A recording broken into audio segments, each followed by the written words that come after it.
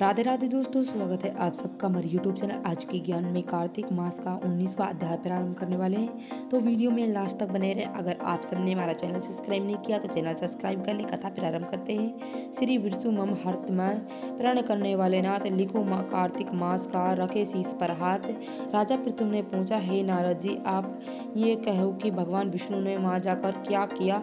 जलंधर की पत्नी का पतिव्रत किस प्रकार भ्रष्ट हुआ? नारद जी बोले, जलंधर ने नगर में जाकर विष्णु जी की उसकी पतिव्रत स्त्री वृंदा को पतिव्रत भंग करने के विचार किया और उस नगर का उद्यापन जाकर ठहर गया। रात में उसका स्वयं हो गया। वे भगवान विष्णु की माया और विचित्र कार्य पद्धति से हुआ। माया द्वारा जब वृंदा ने रात में वहां श्वेत देखा तो उसकी पत्नी नग्न होकर सिर पर तल लगाकर महर्षि पर चढ़ गई। वहां काले रंग के फूलों को माला पहनकर तथा अन्य चारों हिंग जीवन कर वह सिर मुख कराया अंधकार में दक्षिण दिशा की ओर जाते रही।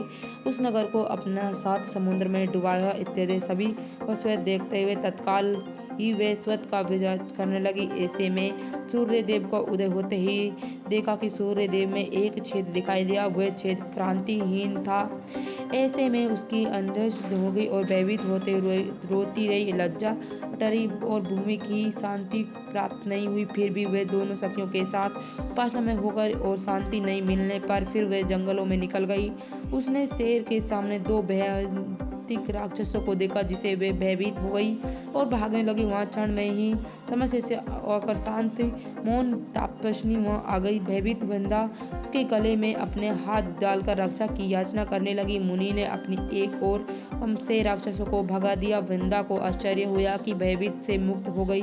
मुनि नाथ को हाथ जोड़कर प्रणाम करने लगी। फिर उसे मुनि ने अपने पति के संबंध सभी कुशल क्षमा को प्रश्न किया। उसने दो वानरों मुनि के समक्ष आकर हाथ जोड़े और कहा, ज्योतिषी मुनि ने भ्रष्ट संकेत और क्या है, उड़ाकर आकाश मार्ग चला गया। फिर जलंधर ने का सिर और धड़ ले मुनि के आगे आ गई। तब अपने पति की मृत्यु हुए जन वृंदा मूर्छित हो गई, पृथ्वी पर गिर पड़ी और उनके प्रकार से दृढ़ विलप करने लगी। पश्चात उसकी मुनि ने कहा, हे कृपानादि, आप इस पति की जीवन की रक्षा कीजिए। पतिव्रता दैत्य पत्नी ऐसे कहकर दुखी विश्वास को छोड़कर मुनि वैश्व के चरणों में गिर गए। तब मुनीश्वर ने यह शिवजी द्वारा युद्ध को मार गया जीवित न हो सकता, क्योंकि जिसे भगवान शिव मार देता है वे कभी जीवित नहीं होता। तथा प्रण शक्ति की रक्षा करने संतान धर्म के है, इस कारण कृपा से इसे जीवित कर दीजिए। नारद जी ने कहा कि वे मुनि साक्षात भगवान ही विष्णु थे। उन्होंने सभी माया फैली रखी थी। वे वृंदा के पति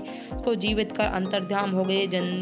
जलंधर ने उठकर वृंदा को आलिंगन किया और मुख चूमा। वृंदा भी पति को जीवित हो देखकर अत्यंत हर्षित हुई। जब ये सब बात को बताया तो तत्पश्चात वृंदा सक्षम हो गई और दिनों तक अपने पति के साथ विहार करने लगी। एक सब बात सूरत और सौभाग्य काल में अंत में उन्होंने विष्णु को देखकर उन्हें तड़पित करा और बोला, ये प्राय स्त्री के मगम में भगवान विष्णु तुम्हारा शील को तय करेगा। मैं जाने के लिए माया तस्वीर तुम्हारी है। इस प्रकार कहकर कुप्ती पतिव्रता वृंदा ने अपने तेज को प्रकट करते हुए भगवान विष्णु को श्राप दिया, तुम माया से दो राक्षस मुझे दिखाई थे। वे दोनों राक्षस किसी तुम्हारी स्त्री हरण करने के लिए सर्वप्रीत जो तुम्हारा शिष्य बना है ये भी तुम्हारा साथी रहेगा। जब तुम अपनी स्त्री के विहार में दुखी होकर विचलित करेंगे उस समय विहार में तुम्हारी सहायता करेगा। ऐसे कहते पतिव्रता वृंदा अग्नि में प्रवेश कर गई। ब्रह्मा आदि देवता आकाश में उसका प्रवेश देखते रहे।